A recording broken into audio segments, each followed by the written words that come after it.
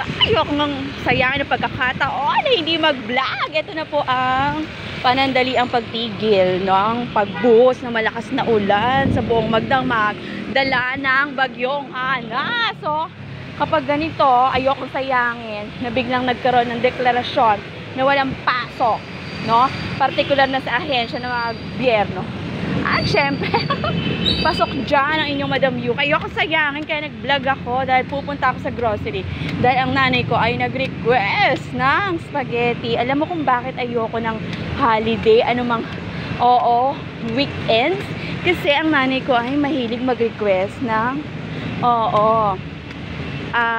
masarap na ulam. At alam naman natin, kapag sinabing masarap yan, ay hindi na bababa, no? Sa 1K. So ako talaga, practicality ang aking pinopromote. Pero dahil siyempre, paghiling ng ating magulang, nanay ko na lang ang meron ako, ay, sunod po ako. Hindi ko sinasayang ang essence of being a woman, no? So, sumusunod ako sa batas trapiko, no? Gamitin natin ang footbridge, no? Kaya lang malakas ang hangin, baka matangay ako habang nagbablog. So, yun lang ang mga challenge for being a vlogger. Yung mga dumarating na sasakyan, yung mga daraanan mo, hagdanan ko yan, paakyat, pababa, basa. So, madulas. So, may mga, from time to time, may mga pointers to review tayo as being a content creator. So, tuloy lang ang laban, supportahan lang tayo, no?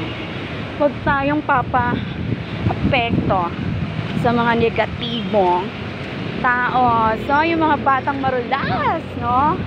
Batang Bautista, ang palengke ng marulas ay kilala yan bilang mahal sa bilihin, no? So, ayan. So, hindi ako mahilig sa wet market. Sa wet market, yung ulam lang ni Coco ang binibili ko. So, hindi dala ka ng kaartehan.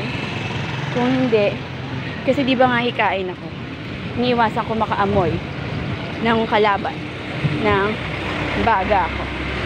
O, ayan. So, yung umahangin-hangin, papatayan ko lamang po sandali. Tigil ko na po. Dahil alam nyo, ang vlogging ko, sinasabay ko lang yan sa kung paano ako gumastos. Dahil mahal mag-vlog. Kaya mga content ko, from low budget, pakatotoo tayo para masarap ang paghinga. Maluwag humihinga ang mga vlogger na nagsasabi ng totoo.